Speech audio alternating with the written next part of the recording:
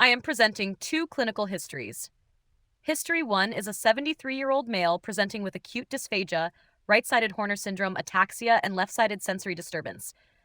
History 2 is a 69-year-old female with sudden right oculomotor palsy, left-sided ataxia, and tremor.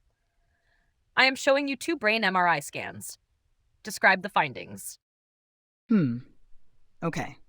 The first axial MRI demonstrates a focal area of T2 hyperintensity in the right lateral aspect of the medulla. This lesion demonstrates corresponding high signal on diffusion-weighted imaging, indicating restricted diffusion from cytotoxic edema. The second MRI demonstrates a focal area of increased T2 signal located within the right tegmentum of the midbrain.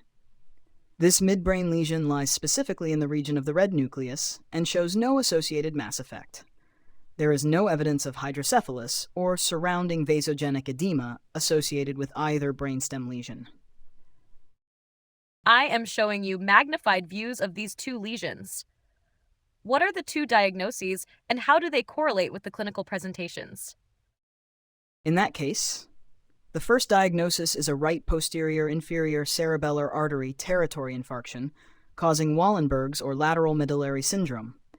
This correlates with History 1, where damage to the vestibular nuclei causes ataxia, the nucleus ambiguus causes dysphagia, sympathetic fibers cause ipsilateral Horners, and the spinothalamic tract causes contralateral body sensory loss.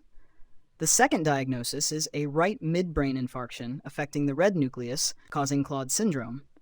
This correlates with History 2, where damage to the fascicular fibers of cranial nerve 3 causes ipsilateral oculomotor palsy, and the red nucleus and superior cerebellar peduncle fibers cause contralateral ataxia and tremor.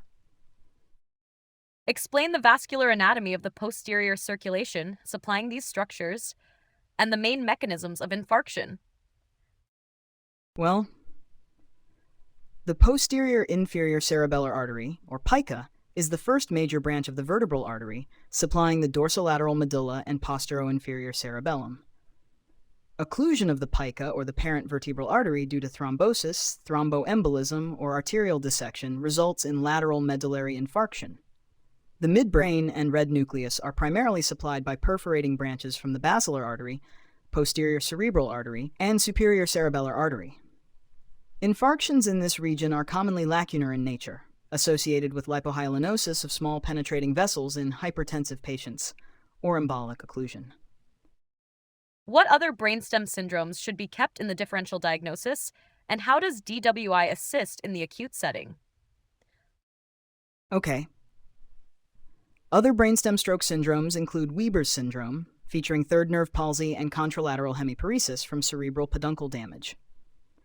Benedict's syndrome involves third nerve palsy, contralateral ataxia, and chorioathetosis due to red nucleus and substantia nigra involvement. Diffusion-weighted imaging is extremely sensitive, depicting restricted diffusion within 30 minutes of stroke onset. To differentiate acute restricted diffusion from chronic T2 shine-through, the apparent diffusion coefficient map must be evaluated. Acute infarcts appear low on the ADC map, whereas chronic lesions are bright on ADC. What are the immediate management steps for these patients, and how would you manage them as a radiologist? Immediate management includes airway protection due to dysphagia, swallowing assessment, and standard stroke therapy. As a radiologist, I would recommend a non-contrast brain CT first to rule out hemorrhage if thrombolysis is being considered.